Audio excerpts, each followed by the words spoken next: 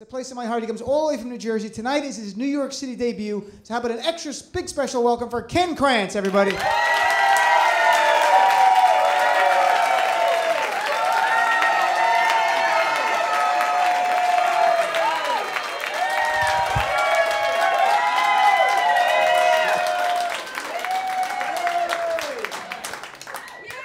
I might suck.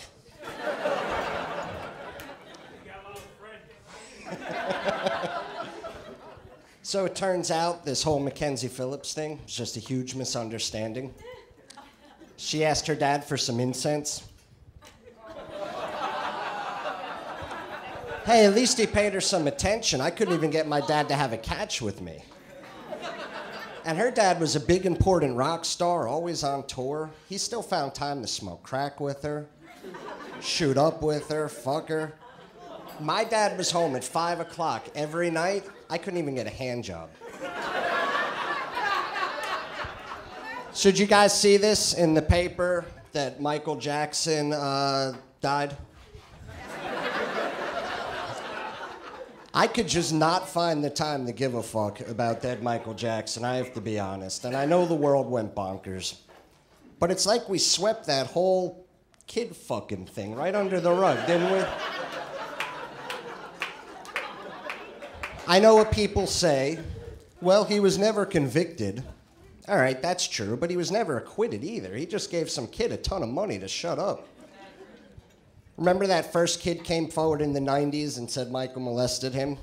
And then Michael had that press conference on MTV looking all serious, like, the American people deserve to know if their king of pop is a perv. And I'm not a perv, and I can't wait to have my day in court because I'm gonna fight these charges. Then the kid came back with, well, I could pick his dick out of a lineup. Seriously, take me down to the precinct, line up like 6 cocks. I'll tell you which one's Michael's. And then Michael came back with, here's $23 million. Please stop talking. But you know that kid didn't need a lineup, right? You know he could have aced the blindfold taste test. Right? Like, nope, too sour. Nope, this one's gamey. Yeah, that's Michael's. I know that taste anywhere. It tastes just like cookie dough and Christmas presents. But you know, the real shame of Michael dying was that Farrah Fawcett died of cancer the same day, and nobody gave a shit. I personally think the next time 2 famous white ladies die on the same day, the coverage has to go to the hotter one. I know everybody thinks Michael was a bigger star because he could walk backwards and sold 52 billion records. But Farrah did something much more important for America. She taught a whole generation of men how to beat off. And she did it with just one poster. And for you younger people, posters are what we used to beat off to before the internet. That poster was so hot that America was beating off to a lady in a one-piece bathing suit. Think about that. That poster was so hot that if Farrah had just one white blood cell for every time I personally beat off to it, she'd still be alive. We wouldn't even be having this conversation.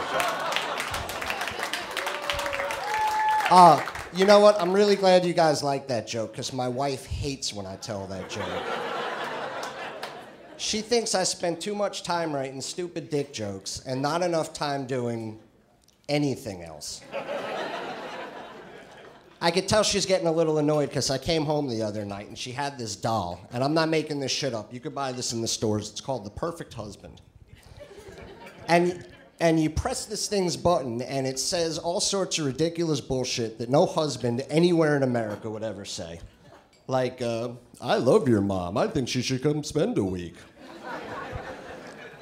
And who wants to watch football all day? Let's go to the mall. And you look tired. Go soak in the tub. I'll clean the house. She proceeded to torture the shit out of me with this thing for the next week, hitting that thing like 50 times a night, telling me, I really think you could learn something from him.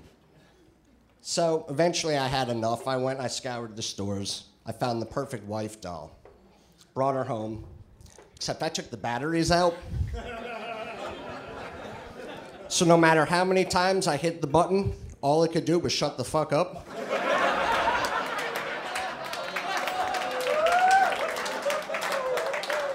I told her, I really think you could learn something from her.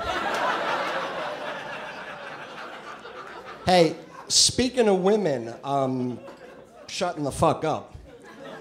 You guys see what's going on with the Taliban lately? Oh, that silenced the fucking... Holy shit. They just had in Afghanistan their first free elections ever. And the Taliban released a statement saying any woman caught voting in the free election, they were going to cut a finger off of to teach a lesson. And then I saw on CNN where the AP ran a photo of these 3 women in burqas waving their fingers at the camera, like daring the Taliban to cut their fingers off. Like the fucking Taliban gives a shit about cutting the finger off of some nosy bitch.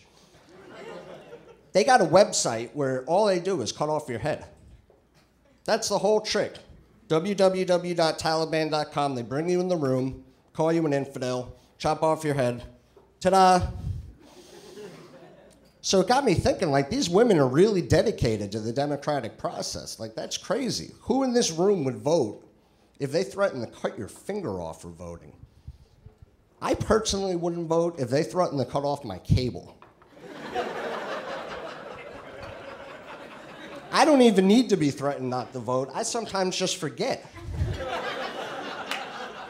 I go home, I smoke a joint, I drink a bottle of wine, I wake up Wednesday morning, there's a new fucking president, I didn't know a thing about it. Hey, you guys have been great. My name's Ken Krantz. Thanks a lot.